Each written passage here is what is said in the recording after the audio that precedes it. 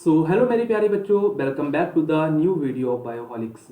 बेटा, इस वीडियो में आप सभी लोगों को बताने वाला हूँ list of document required for the counselling of NEET. तो 2023 में आपके नीट की काउंसलिंग के लिए क्या क्या डॉक्यूमेंट की रिक्वायरमेंट रहेगी, वही सारे के सारे डॉक्यूमेंट आपको मैं इस वीडियो में बताने वाला हूँ। तो ये वीडियो आप सभी लोगों के लिए बहुत ही इंपॉर्टेंट वीडियो होने वाली है। तो आइए बढ़ते हैं वीडियो की तरफ। उससे पहले एक और बात मैं बता देना चाहता हूं कि अगर आप लोग हमारे चैनल पे न्यू हैं तो चैनल को सब्सक्राइब कर सकते हैं एंड वीडियो को लाइक कर सकते हैं। तो आइए यहाँ पे डिस्कस कर लेते हैं list of document required for the NEET 2023। तो यहाँ पे सबसे पहले जिस डॉक्यूमेंट की आपको रिक्वायरमेंट है वो है बेटा class 10th certificate and marksheet. तो क्लास 10th जब आपने किया होगा तो उस टाइम पे आपको एक सर्टिफिकेट दिया गया होगा एंड एक मार्कशीट मिला होगा। वो क्लास 10th का सर्टिफिकेट एंड मार्कशीट का आप लोगों के लिए बहुत ही ज़्यादा रिक्वायरमेंट रहेगा एंड वो मांगा जाता है, जैसा कि यहाँ पे ये दिया हुआ है। इसके बाद में अगर हम बात करें तो क्लास 12th का सर्टिफिकेट एंड मार्कशीट भी तुम्हारा मांगा जाता है, तो आप लोगों को क्लास 12th का सर्टिफिकेट एंड मार्कशीट भी दिखाना पड़ेगा। इसके बाद में नीट एडमिट कार्ड। तो नीट एडमिट कार्ड जब आप लोग नीट का एग्जाम देने के लिए गए होंगे तो उस टाइम पे आप लोगों को जो एडमिट कार्ड आप लोगों ने जो डाउनलोड किया था, जिसकी हेल्प से आप लोगों ने एग्जाम दिया था, तो वो एडमिट कार्ड भी आप लोगों के लिए रिक्वायर्ड रहता है। NEET registration form. तो नीट रजिस्ट्रेशन फॉर्म बेटा, इस नीट के रजिस्ट्रेशन फॉर्म को भी आप इसको डाउनलोड कर लीजिएगा। जब आपने रजिस्ट्रेशन अपना कराया होगा तो उस टाइम पे आपको एक फॉर्म मिला होगा जो कि रजिस्ट्रेशन फॉर्म था। वो रजिस्ट्रेशन फॉर्म भी आप लोगों को अपने साथ रखना होता है। उसकी जनरली आप लोगों को क्या करना है कि सारे के सारे डॉक्यूमेंट्स के अराउंड 3 to 4 या अराउंड 5 जेरोक्स को करा लो, क्योंकि बहुत सारे डॉक्यूमेंट का रिक्वायरमेंट वहाँ पे रहता है और काफ़ी अटेस्टेड फॉर्म में काफ़ी कॉपी चाहिए होती हैं।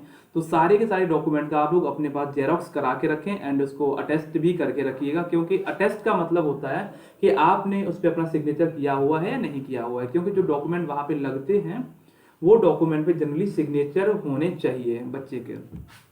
इसके बाद में नीट का रिजल्ट कार्ड आप लोगों को चाहिए होगा।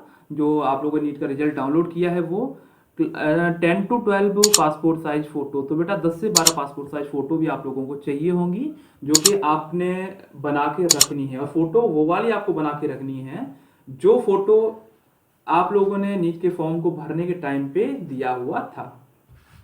इसके बाद में कैटेगरी सर्टिफिकेट भी आप लोगों को देना होगा। तो कैटेगरी सर्टिफिकेट बेटा कि कौन सा कैटेगरी है, जनरल कैटेगरी के जनरली सर्टिफिकेट का रिक्वायरमेंट नहीं होता है। और अगर ईडब्ल्यूएस के लिए सर्टिफिकेट अगर आप लोगों के पास है तो उसको बनवा के रखें, और नहीं अगर अगर है तो अच्छी बात है, और नहीं अगर है तो उसको बनवा लें, ताकि आप लोगों को कोई कंसेशन मिलना होगा तो आप लोगों को मिल जाएगा, जिससे कि आप लोगों को मेडिकल कॉलेज मिल जाएगा इजीली। और सर्टिफिकेट का रिक्वायरमेंट होता है, जैसे ओबीसी कैटेगरी के लिए अपना एक अलग सर्टिफिकेट होता है, एससी एसटी कैटेगरी के लिए सर्टिफिकेट होता है। तो सर्टिफिकेट भी आप लोग अपने लिए बनवा के रखें। इसके बाद में डोमिसाइल सर्टिफिकेट का भी रिक्वायरमेंट पड़ता है। तो डोमिसाइल सर्टिफिकेट आप किस स्टेट से बिलोंग करते हैं तो स्टेट काउंसलिंग के लिए डोमिसाइल सर्टिफिकेट का भी रिक्वायरमेंट रहता है। आइडेंटिटी प्रूफ देना होगा बेटा आप लोगों को, कि आपका आइडेंटिटी प्रूफ में आपने जो पहले दिया होगा, जैसे कि मान लो आपने आधार कार्ड दिया था या फिर आपने यहाँ पे अपना ड्राइविंग लाइसेंस दिया था, जो भी आपने दिया हो उस आइडेंटिटी प्रूफ को आपको यहाँ पे रखना है।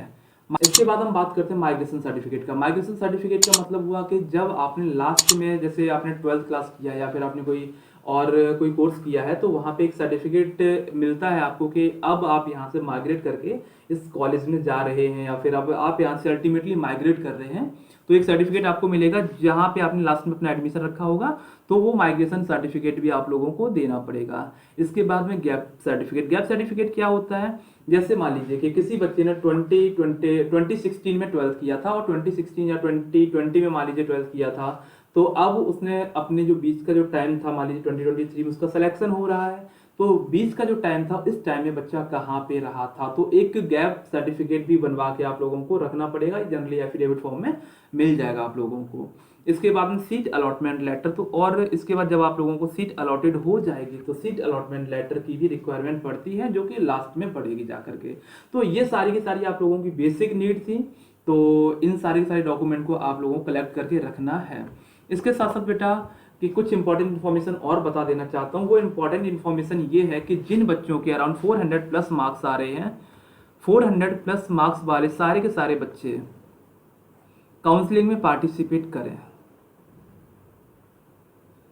इससे आपको क्या बेनिफिट होगा, इससे आप लोगों को बेनिफिट बेटा ये होगा कि काउंसलिंग जो प्रोसीजर है यहाँ पे किस तरीके से काउंसलिंग होती है, और अगर मान लीजिए कि यहाँ पे कॉलेज मिलने के चांसेस नहीं है, बट स्टिल तुम्हें एक आइडिया हो जाएगा, जिससे कि अगर मान लो कि आप लोग ड्रॉप लेना चाहते हो तो नेक्स्ट ईयर आप लोग को जब कॉलेज मिलेगा तो बेटर तरीके से आप अपनी काउंसलिंग करा सकते हो, और आपको किसी भी तरीके की टेंशन नहीं होगी, या फिर आपके पेरेंट्स को किसी भी तरीके की टेंशन नहीं होगी। तो आप लोगों को अपना काउंसलिंग इसी ईयर करा लेना है। इसके साथ साथ बेटा क्योंकि काउंसलिंग से एक और फायदा होता है, जैसे मान लो कि यहाँ पे आप एमबीबीएस की काउंसलिंग करा रहे हो, लेकिन काफ़ी बच्चे ऐसे होते हैं जो जिन्होंने काफ़ी ड्रॉप्स ले रखे हैं। अब ड्रॉप्स लेने के बाद क्या होता है कि अल्टीमेटली अब वो बच्चों को बहुत ज़्यादा प्रेशर फील होने लगता है, और कहीं ना कहीं लगता है कि अब कोई ना कोई कॉलेज मिल जाना चाहिए। तो यहाँ पे बीडीएस के लिए भी स्टूडेंट ऑप्ट कर सकते हैं। बीडीएस के साथ में आयुष कोर्सेज होते हैं, जैसे कि आयुर्वेदा, होम्योपैथी,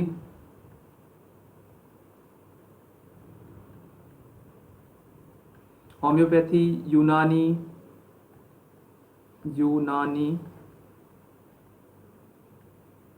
सिद्धा, योगा, इस तरीके के कुछ और भी कोर्सेज होते हैं। तो अगर आप लोग चाहते हैं तो इन कोर्सेज में भी पार्टिसिपेट कर सकते हैं। थोड़ा सा मैं साइड दे देता हूँ, तो आप लोग अगर चाहें तो इसको देख सकते हैं। तो ये बहुत सारे कोर्सेज होते हैं, तो इन कोर्सेज में भी आप लोग पार्टिसिपेट कर सकते हो। तो काउंसलिंग कराने का ये भी एक फ़ायदा होता है। तो अगर गाइज आप लोगों को वीडियो अच्छा लगा हो तो वीडियो को लाइक करें एंड चैनल को सब्सक्राइब करना ना भूलें।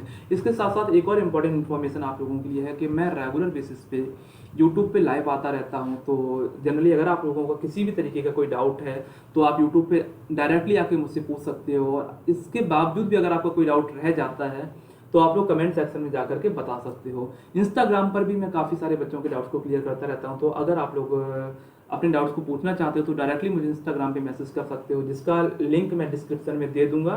तो आप लोग वहाँ पे भी अपने डाउट को मुझे पूछ सकते हो। ये सारी की सारी इन्फॉर्मेशन आप लोगों की थी। तो अगर बेटा आप लोगों को किसी तरीके का डाउट है तो इंस्टाग्राम पे पूछ सकते हो, या फिर जब मैं लाइव आता हूँ तब अपने डाउट्स को पूछ सकते हो। इन सारे तरीके से आप लोग मुझसे कनेक्ट कर सकते हो। और अगर आप किसी भी तरीके का सजेशन देना चाहते हो तो सजेस्ट आप वो कमेंट सेक्शन में आके कर सकते हो। तो मैं आपके सजेशन को भी इम्प्लीमेंट करने की कोशिश करूंगा अपने वीडियोस में।